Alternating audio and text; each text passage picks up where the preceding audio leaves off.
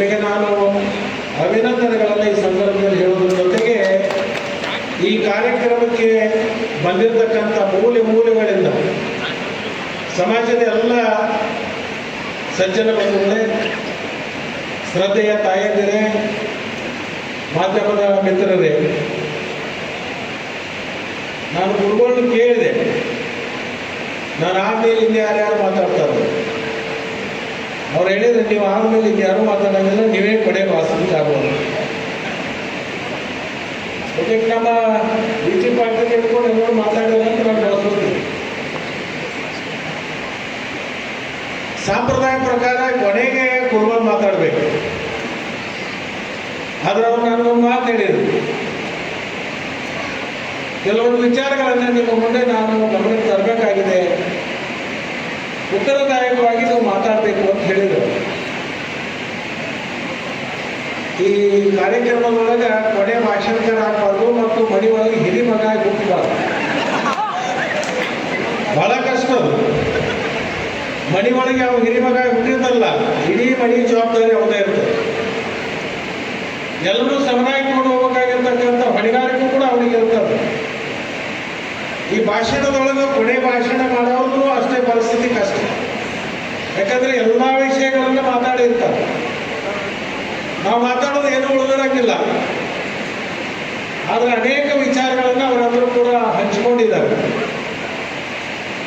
ಅದರ ಒಂದು ಕಡೆ ಏನಾಗಿತ್ತಂದ್ರೆ, ಒಂದು 4-6 ಜನ ಸೇರಿಕೊಂಡು ವಾಯುವಿಹಾರಕ್ಕೆ ಹೋಗಿದ್ರು. ಅವರು ವಾಕಿಂಗ್ ಅಂತ ಕರಿತೀವಲ್ಲ, ವಾಕಿಂಗ್ ಹೋದಾಗ ಒಂದು 5-6 ಜನ ಇದ್ರು. ಅವಾಗ ದಾರಿ ಮಧ್ಯದಲ್ಲಿ ಒಂದು ಒಳ್ಳೆ ಮಾವಿನ ಗಿಡ ಇತ್ತು. ಬೇಸಿಗೆ ದಿವಸ ಹಣ್ಣು ಬಿಟ್ಟಿತ್ತು. ಎಲ್ಲರೂ ಹೋಗಿ ಆ ನೆರಳು ಕೆಳಗಡೆ ಕುಂತಾಗ ಬಂದ ಮಾವಿನ ಹಣ್ಣು ಭಾಳ ಚೆನ್ನಾಗಿದಾವು, ಅದನ್ನ ಮರ ಏರಿ ಹರ್ಕೋಬೇಕು ಅಂತ ಬಂದ. ನನಗೆ ಮರ ಹತ್ತಾಕ ಬರಲ್ಲ. ಇನ್ನೊಬ್ಬ ಕೇಳಿದ್ರೆ ನಿನಗೆ ನನಗೂ ಬರಲ್ಲ. ಎಲ್ಲರನ್ನೂ ಕೇಳಿದ್ರು ಯಾರಿಗೇ ಬರಲ್ಲ ಅಂದರು. ನನ್ನಂತ ಒಬ್ಬರು ಬಂದಿದ್ದಲ್ಲ, ನೋಡಕ್ಕೆ ಸ್ವಲ್ಪ ಗಾಡಿಸಿ ಇದ್ದ. ಒಂದು ಕೆಲಸ ಮಾಡೋಣ, ನೀ ಕೆಳಗೆ ನಿಲ್ಲು, ನಿನ್ನ ಮ್ಯಾಗ ಒಬ್ಬೊಬ್ಬರು ಹತ್ತಿ ಮ್ಯಾಗ ನಿಂದಿರ್ತೀವಿ, ಕಾಯಿ ಹರಿತೀವಿ, ಆಮೇಲೆ ಎಲ್ಲರೂ ಕೂಡ ಹಚ್ಕೊಂಡು ತಿನ್ನೋಣ ಅಂದ್ರೆ ಅವರು ಮ್ಯಾಗ ನಾವು ಭಾಳ ಬುದ್ಧಿವಂತಿದ್ದ. ಅವ ಒಂದು ಕಾಯಿ ಹರ್ಕೊಂಡ ಹಣ್ಣಾಗಿತ್ತು, ಅದನ್ನು ತಗೊಂಡ ನನ್ನ ಪಾಲಿಗೆ ಇಲ್ಲೇ ನನ್ನ ಹೀರ್ಬೇಕಂತ ತಿಳ್ಕೊಂಡು ಆ ಮಾವಿನ ಹಣ್ಣಿನಾಗಿ ನೋಡೋ ರಸ ಹಿಡ್ಕೊಂಡು ಕೆಳಗೆ ನಿಂತಿದ್ದಲ್ಲ, ಇದನ್ನು ನೋಡಿದ. ನೋಡಿ ತನ್ನ ಪಾಲನ್ನ ಹಿಡ್ಕೊಂಡ ಅಂತ ತಿಳ್ಕೊಂಡು ಅವನೋಡು ತಾನು ಅದ್ರಾಗ ಇದ್ದದ ರಸ ಹಿಡ್ಕೊಂಡ. 5 ಮಂದಿ ನಾಲ್ಕು ಕೆಳಗೇನು ನಿಂತಿದ್ದಲ್ಲ ನನ್ನಂತ, ನನ್ನ ಹತ್ರ ಬರುವಂತಾಗ ಏನು ಉಳಿದಂತಂದ್ರೆ ಮಾವಿನ ಹಣ್ಣಿನೊಳಗಿಂದ ಬರೀ ಕೊಟ್ಟಂತ ಉಳಿದಿತ್ತು. ಹಂಗೆ ಎಲ್ಲರೂ ಮಾತಾಡಿ ನಮ್ಮ ಕೈಯಾಗ ಕೊಟ್ಟ ಇದ್ದಾರೆ. ನಾ ಏನು ಮಾಡ್ಬೇಕಾಗಿದೆ ಅಂದ್ರೆ ಅದರಾಗಿನ ರಸಾಯನದ ಬಗ್ಗೆ ಆಲೋಚನೆ ಮಾಡೋಕತ್ತಿಲ್ಲ, ಅದರ ಒಳಗಿರ್ತಕ್ಕಂಥ ಸರಿ ಏನದ ಅದನ್ನ ನಾನು ಆಲೋಚನೆ ಮಾಡೋಕತ್ತಿಲ್ಲ. ನಾನು ಸಿಕ್ಕಿರ್ತಕ್ಕಂಥ ಕೊಟ್ಟವನ್ನು ಸಿಂದಗಿ ಗ್ರಾಮದ ಮಣ್ಣಿನೊಳಗೆ ಹಾಕಿ ಅದಕ್ಕೆ ನೀರು ಮುಂದಿನ ದಿನಮಾನದಲ್ಲಿ ಆ ಮರ ಬೆಳೆದು ಸಮಾಜಕ್ಕೆ ಒಂದು ನೆರಳು ಕೊಡ್ತಕ್ಕಂಥ ಒಂದು ಮರ ಇದು ಹೊರಹೊಮ್ಮಿ ಅಂತಕ್ಕಂಥ ಆಸೆಯನ್ನು ನಾನು ವ್ಯಕ್ತಪಡಿಸ್ತೀನಿ. ನಾನು ಮೊದಲೇ ಕ್ಷಮಾ ಕೇಳಬೇಕಾಗಿತ್ತು ನಿಮಗೆ. ಯಾಕಂದರೆ ನಾನು ಗುರುಗಳಿಗೆ ಮತ್ತು ನಿಮ್ಮೆಲ್ಲರಿಗೂ ಹೇಳಿದ್ದೆ, ನಾನು 1 ಗಂಟೆಗೆ ನಾನು ಬರ್ತೀನಿ ಅಂತ. ಬೆಳಗ್ಗೆ ನಾನು ಮನೆ ಬಿಟ್ಟದ್ದು 9 ಗಂಟೆಗೆ ಸರಿಯಾಗಿ ಈ ಆನಂದ ನ್ಯಾಮಗೌಡ ಕ್ಷೇತ್ರಕ್ಕೆ ಹೋದೆ. ಅಲ್ಲಿ ಅಲ್ಲೇ ಕಾರ್ಯಕ್ರಮ ಮುಗಿಸುವತ್ತು ಸಿಂದಗಿಗೆ ಬರೋದ್ರೊಳಗೆ ನನಗೆ 22 ಕಾರ್ಯಕ್ರಮ ಆದವು. ದಾರಿ ಮಧ್ಯದಲ್ಲಿ ಜನ ನಿಲ್ಲಿಸಿ ನನಗೆ ಗೌರವ ಕೊಡ್ತಕ್ಕಂಥ ಕೆಲಸವನ್ನು ನೋಡಿದಾಗ ನನಗೆ ಬಿಟ್ಟು ಬರೋಕ್ಕೂ ಆಗ್ತಿರ್ಲಿಲ್ಲ. ಹೀಗಾಗಿ ನಾನು ಇಲ್ಲಿ ಕರೆಕ್ಟ್ ಸುಮಾರು 1 ಗಂಟೆಗೆ ಬರಬೇಕಾಗಿದೆ. ನಾವು 3 ಗಂಟೆ ನಂತರ ನಾನು ಬಂದೆ. ಅಶೋಕ್ ಅಂದ್ರಿಗೆಲ್ಲ ನೀವು ಬರೋ ತನಕ ಸಮಾಜದವರು ಅದನ್ನು ಮುಗಿಸಕ್ಕೆ ಕೊಡೋದ್ರೆ ನೀವು ಬರಬೇಕಾಗ್ತದೆ ಅಂತಕ್ಕಂಥ ಮಾತನ್ನು ಹೇಳಿದರು. ಇವತ್ತು ನೀವೆಲ್ಲರೂ ಒಂದು ನನ್ನ ಮೇಲೆ ಇಟ್ಟಿರ್ತಕ್ಕಂಥ ಪ್ರೀತಿ, ಗೌರವ ನನಗೆ ಬಹುಶಃ ಯಾವ ಶಬ್ದದೊಳಗೆ ಅದನ್ನು ನಿಮಗೆ ಹೇಳಬೇಕು ಅಂತ ನನಗಂತೂ ಅರ್ಥ ಆಗ್ತಾ ಇಲ್ಲ. ಬಹುತೇಕ ನನಗೆ ಅನಿಸುತ್ತೆ ಸಿಂದಗಿಗೆ ನನಗೆ ಒಂದು ಸ್ವಲ್ಪ ಏನೋ ಅದು ಭಾವನಾತ್ಮಕವಾಗಿ ಸಂಬಂಧ ಬೆಳೆದಿದೆ. ಇರ್ಬೋದು, ನಿಮ್ಮ ಪ್ರೀತಿ ಇರ್ಬೋದು, ನೀವು ಇಟ್ಟಿರ್ತಕ್ಕಂಥ ನನ್ನ ಮೇಲೆ ಒಂದು ವಿಶ್ವಾಸ ಇರ್ಬೋದು. ಬಹುತೇಕ ಯಾವಾಗ ಬಂದು ಏನೇನು ಹೇಳಿದ್ದೀನಿ ಅದನ್ನು ನನ್ನ ಮಾತು ಮೀರಲಾರ್ದೆ ಈಡೇರಿಸುವಂಥ ಕೆಲಸ ನೀವು ಯಾವಾಗಲೂ ಮಾಡಿದ್ದೀರಿ ಅಂತಕ್ಕಂಥ ಹೆಮ್ಮೆ ಅದು ನನಗಿದೆ ಅಂತಕ್ಕಂಥ ಮಾತನ್ನು ಈ ಸಂದರ್ಭದಲ್ಲಿ ಹೇಳಲಿಕ್ಕೆ ಬಯಸ್ತೇನೆ. ನಾನೇನು ಇಲ್ಲಿ ಹೆಚ್ಚಿಗೆ ಮಾತಾಡ್ಲಿಕ್ಕೆ ಹೋಗೋದಲ್ಲ, ಒಂದು ನಾವು ಅರ್ಥ ಮಾಡ್ಕೋಬೇಕು. ಬಹುತೇಕ ಅನೇಕ ಮಹಾತ್ಮರು ಇಲ್ಲಿದ್ದಾರೆ. ಹುಟ್ಟು ಆಕಸ್ಮಿಕ, ಸಾವು ಖಚಿತ. ಈ ಹುಟ್ಟು ಸಾವು ಮಧ್ಯದಲ್ಲಿ ಇರ್ತಕ್ಕಂಥ ನಮ್ಮ ಪವಿತ್ರವಾಗಿರ್ತಕ್ಕಂಥ ಏನು ಬದುಕಿದೆಯಲ್ಲ, ಇದನ್ನ ಯಾವುದರಿಂದ ನಾವು ಸಾರ್ಥಕತೆಯನ್ನು ಪಡ್ಕೋಬೇಕು ಅಂತಕ್ಕಂಥ ಒಂದು ಆಲೋಚನೆ ನಮ್ಮಲ್ಲಿ ಇರಬೇಕು. ಹುಟ್ಟಿದ್ದೀವಿ ಆಕಸ್ಮಿಕ, ಹುಟ್ಟಿದ ಮೇಲೆ ನಾವು ಆಲೋಚನೆ ಮಾಡಕಂತೀವಿ. ಆ ಸಮಾಜದಾಗ ಹುಟ್ಟಬೇಕಾಗಿತ್ತು, ಈ ಸಮಾಜದಾಗ ಹುಟ್ಟಬೇಕಾಗಿತ್ತು, ಇಂಥವ್ರ ಮನೆ ಒಳಗೆ ಹುಟ್ಟಬೇಕಾಗಿತ್ತು, ಇಂಥವ್ರ ಶ್ರೀಮಂತರ ಮನೆಯಾಗ ಹುಟ್ಟಬೇಕಾಗಿತ್ತು. ಪ್ರಯೋಜನ ಇಲ್ಲ. ಹುಟ್ಟಾಗಿದೆ, ಆದರೆ ಹುಟ್ಟು ಆದಮೇಲೆ ನಾವು ಚಿಂತಿಸಿ ಫಲ ಇಲ್ಲ.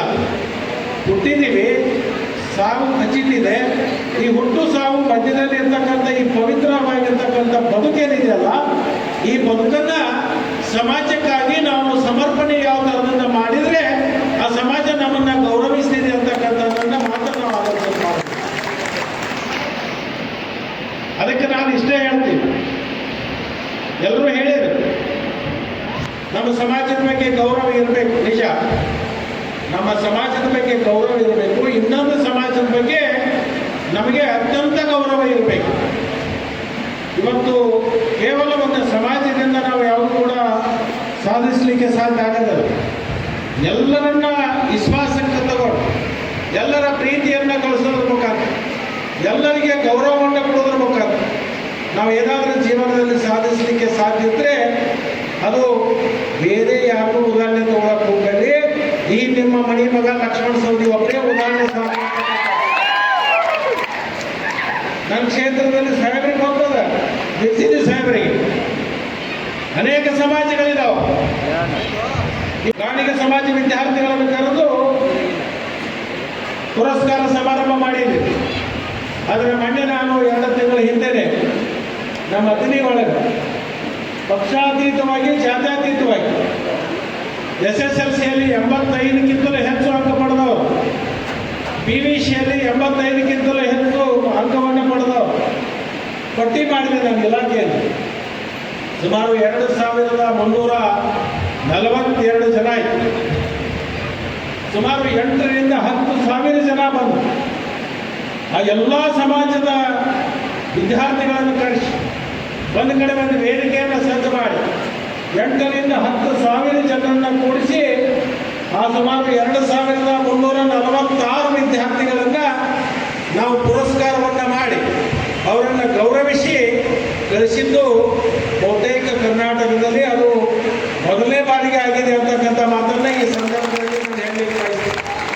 ಬಂದಿರ್ಬೋದು 40-50 ಲಕ್ಷ ರೂಪಾಯಿ ಖರ್ಚು, ಆದರೆ ಆ ಮಕ್ಕಳು ಎಷ್ಟು ಸಂತೋಷಭರಿತರಾಗಿದ್ದರು ಅಂತಂದರೆ ಜಾತ್ಯತೀತವಾಗಿ, ಪಕ್ಷಾತೀತವಾಗಿ ನಮ್ಮನ್ನೆಲ್ಲರೂ ಕರೆಸಿ ನಮ್ಮನ್ನು ಗೌರವಿಸಿರ್ತಕ್ಕಂಥ ಯಾರಾದರೂ ಒಬ್ಬ ಶಾಸಕ ಇದ್ದರೆ ಅದು ನಮ್ಮ ಶಾಸಕ ಅಂತ ಹೇಳಿ ಹೆಮ್ಮೆಯಿಂದ ಇವತ್ತು ಹೇಳ್ಕೊಳ್ತಾ ಇದ್ದಾರೆ.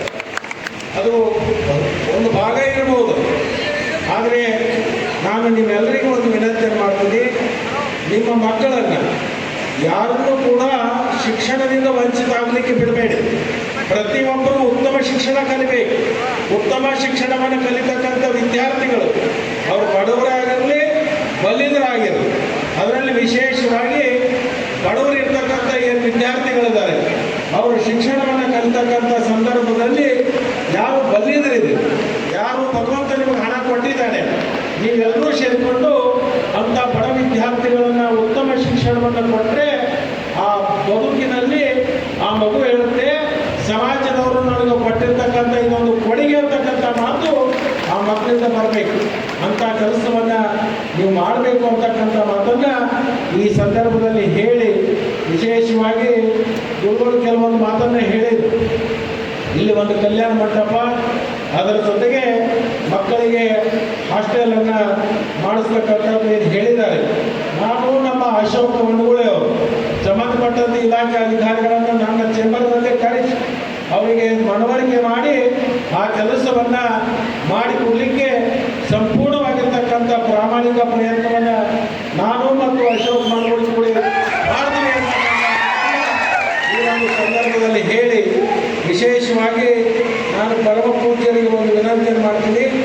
ಈ ಒಂದು ಪ್ರತಿಭಾ ಆಗಬೇಕು, ಪ್ರತಿ ವರ್ಷ ಮಕ್ಕಳಿಗೆ ಪ್ರೇರಣೆ ಸಿಗಬೇಕು. ಆ ಪ್ರೇರಣೆಯಿಂದ ಆ ಮಕ್ಕಳು ಬದುಕಿನಲ್ಲಿ ತಮ್ಮ ಜೀವನದಲ್ಲಿ ಬದಲಾವಣೆಯನ್ನು ಕಾಣಬೇಕು. ಆ ಕೆಲಸವನ್ನು ಅದಕ್ಕೆ ಮಾಡಬೇಕು. ಇವತ್ತೇನು ನಮ್ಮ 2-3-4 ಜನ ಮುಖಂಡರು ಸೇರಿಕೊಂಡು ಇವತ್ತು ಈ ಕಾರ್ಯಕ್ರಮವನ್ನು ಸಂಘಟನೆ ಮಾಡಿದ್ದಾರೆ, ತನುಮಾನದ ಅನುದಾನ ಮಾಡಿದ್ದಾರೆ. ಸಾಧ್ಯತೆ ಮಟ್ಟಿಗೆ ಅನೇಕರು ಯಾರು ಅನ್ನಪ್ರಸಾದ ಮಾಡಿರಬೇಕು, ಯಾರು ನಿಮಗೆ ಕೊಟ್ಟಿರಬೇಕು. ಪ್ರತಿ ವರ್ಷ ನೀವು ಮೊದಲು ಮಾಡಬೇಕು. ಇದರಿಗೋಸ್ಕರನೇ ಒಂದು ಸಂಘ ರಚನೆ ಮಾಡಿ, ಇದರಿಗೋಸ್ಕರನೇ ಒಂದು ಸಂಘ ರಚನೆ ಮಾಡಿಕೊಂಡು ಪ್ರತಿ ವರ್ಷ ಸಿಂದಗಿ ತಾಲೂಕದಲ್ಲಿರ್ತಕ್ಕಂಥ ಎಲ್ಲ ಪ್ರತಿಭಾವಂತ ಮಕ್ಕಳನ್ನು ಕರೆದು ಅವರನ್ನು ಗೌರವಿಸಿ, ಅವರಿಗೆ ಸತ್ಕರಿಸಿ, ಅವರಿಗೆ ಪ್ರೇರಣೆ ಕೊಡುವಂಥ ಏನು ಕೆಲಸ ಮಾಡ್ತಿರಲ್ಲ ಅದಕ್ಕೊಂದು ಟ್ರಸ್ಟ್ ಮಾಡಿರಿ. ಆ ಟ್ರಸ್ಟ್ಗೆ ನಾನು 25 ಲಕ್ಷ ರೂಪಾಯಿಗಳನ್ನು ಕೊಡ್ತೀನಿ. ಅದನ್ನು ಪ್ರತಿ ವರ್ಷ ಆ 25 ಲಕ್ಷ ರೂಪಾಯಿ ಏನು ಬಡ್ಡಿ ಬರ್ತದ ಆ ಬಡ್ಡಿ ಒಳಗೆ ಆ ಮಕ್ಕಳಿಗೆ ಪ್ರೋತ್ಸಾಹ ಕೊಡುವಂಥ ಕೆಲಸವನ್ನು ನೀವು ಮಾಡಬೇಕು ಅಂತಕ್ಕಂಥ ಮಾತನ್ನು ಈ ಒಂದು ಸಂದರ್ಭದಲ್ಲಿ ನಾನು ಹೇಳಿ ಬಯಸಿ, ಇವತ್ತು ವಿಶೇಷವಾಗಿ ಅನೇಕ ಪೂಜ್ಯರು ಬಂದಿದ್ದಾರೆ, ಮಾತೆಯವರು ಬಂದಾರ, ಅಮ್ಮವರು ಬಂದಿದ್ದಾರೆ. ಬಹುತೇಕ ನೀವು ಗದಗಿನ ಅಮ್ಮವರ ಪ್ರವಚನದಲ್ಲಿ ಕೇಳಿಲ್ಲ ಅಂತ ಕಾಣ್ತದೆ. ನಮ್ಗೆ ಯಾವಾಗಲೇ ಬೇಕಾದ್ರೆ ಶ್ರಾವಣದಾಗ ಕಲಿಸ್ಬೇಕಾದ್ರೆ ಹೇಳಿಸ್ಬೇಕಾದ್ರೆ ಮಾಡಿದ್ದಾರೆ ಗೊತ್ತದ. ಯಾಕಂದ್ರೆ ನಮ್ಮ ಅತನಿಗೆ ಅದು ಬರ್ತಾರ, ನಮ್ಮವರೇ ಅದು ಮಾಡಿ ನಿಮ್ಗೆ ಗೊತ್ತಿಲ್ಲ. ಅವರು ಬಹಳ ಅವರು ಆರುಡ ಸಂಪ್ರದಾಯದಲ್ಲಿ ಬಹಳ ಅತ್ಯಂತ ಪ್ರಖ್ಯಾತಿಯನ್ನು ಪಡೆದಿರ್ತಕ್ಕಂಥ ಅಮ್ಮವರು. ಅವರು ಇವತ್ತು ಬಂದಿದ್ದಾರೆ, ಉಳಿದಿರ್ತಕ್ಕಂಥ ಪೂಜೆರು ಕೂಡ ಬಂದಿದ್ದಾರೆ. ನಾನು ಪೂಜೆಯಲ್ಲಿ ವಿನಂತಿಯನ್ನು ಮಾಡ್ಕೊತೀನಿ, ನೀವು ಆದಷ್ಟು ಬೇಗನೆ ಆ ಚಿತ್ರದುರ್ಗವನ್ನು ಬಿಟ್ಟು ಆದಷ್ಟು ಬೇಗನೆ ಈ ಭಾಗಕ್ಕೆ ಬರಬೇಕು. ಈ ಭಾಗಕ್ಕೆ ಬರೋದ್ರ ಜೊತೆಗೆ ನಮ್ಮ ಸಮಾಜಕ್ಕೆ ಸಂಸ್ಕಾರವನ್ನು ಕೊಡೋದ್ರ ಜೊತೆಗೆ, ನಮ್ಮ ಸಮಾಜಕ್ಕೆ ಬುದ್ಧಿವಾದವನ್ನು ಹೇಳೋದ್ರ ಜೊತೆಗೆ, ನಮ್ಮ ಸಮಾಜಕ್ಕೆ ಏಳಿಗೆ ಮಾಡೋದಕ್ಕೋಸ್ಕರ ನೀವು ಆದಷ್ಟು ಬೇಗನೆ ಆ ಕೆಲಸವನ್ನು ಪೂರ್ಣಗೊಳಿಸಿ ನೀವು ಬರಬೇಕು. ನಿಮ್ಮ ಜೊತೆಗೆ ನಾವೆಲ್ಲರೂ ಇರ್ತೀವಿ ಅಂತಕ್ಕಂಥ ಮಾತನ್ನು ಈ ಒಂದು ಸಂದರ್ಭದಲ್ಲಿ ಹೇಳಿ, ಇವತ್ತು ಸಮಯ ಅಭಾವ ಆಗಿರೋದ್ರಿಂದ ನಾನು ಹೆಚ್ಚಿಗೆ ಮಾತಾಡಲಿಕ್ಕೆ ಹೋಗೋದಿಲ್ಲ. ಯಾಕಂತಂದರೆ ಇನ್ನೂ ನಾನು ಗೊಬ್ಬರದಿಂದ ಹೋಗಿ ಅಲ್ಲಿ ನಾಳೆ ಬೆಳಗ್ಗೆ ನಮ್ಮ ವಿಧಾನಸೌಧ ಕಾರ್ಯಕ್ರಮದಲ್ಲಿ ಭಾಗವಹಿಸಬೇಕಾಗಿರ್ತಕ್ಕಂಥ ಒಂದು ಕಾರ್ಯಕ್ರಮ ಇರೋದ್ರಿಂದ ಹೋಗಲೇಬೇಕಾಗಿರೋದ್ರಿಂದ ಅನಿವಾರ್ಯವಾಗಿ ನಾವು ಹೆಚ್ಚು ಮಾತನಾಡಲ್ಲ. ಸಿಂದಿಗೆ ಅವ್ರು ಏನು ತಿಳ್ಕೊಂಡಿಲ್ಲ ಅಂದ್ರೆ ಲಕ್ಷ್ಮಣ ಸವದಿ ಇವ ನಮ್ಮ ಮನೆ ಮಗ ಅಂತಕ್ಕಂಥ ಭಾವನೆಕೊಂಡು ಈ ಸಭೆಯಲ್ಲಿ ಒಂದು ಅವಕಾಶವನ್ನು ಕೊಟ್ಟು ನನ್ನನ್ನು ಗೌರವಿಸಿದರೆ ನಾನು ತಿಳ್ಕೊಂಡಿದ್ದೀನಿ. ನೀವು ಗೌರವಿಸಿರ್ತಕ್ಕಂಥದ್ದು, ನೀವು ಮಾಡಿರ್ತಕ್ಕಂಥ ಸನ್ಮಾನ ಒಂದು ಶಾಲಾ ಒಂದು ಹಾರ ಆಗಿರ್ಬೋದು ನಿಮ್ಮ ದೃಷ್ಟಿ ಒಳಗೆ. ಆದರೆ ನಾನು ತಿಳ್ಕೊಂಡಿದ್ದಲ್ಲ, ಅತ್ಯಂತ ಪ್ರಾಂಜಲ ಮನಸ್ಸಿನಿಂದ ತೋರಿಸಿರ್ತಕ್ಕಂಥ ನಿಮ್ಮ ಶಾಲು, ಅತ್ಯಂತ ಪ್ರಾಂಜಲ ಮನಸ್ಸಿನಿಂದ ಹಾಕಿರ್ತಕ್ಕಂಥ ಹಾರು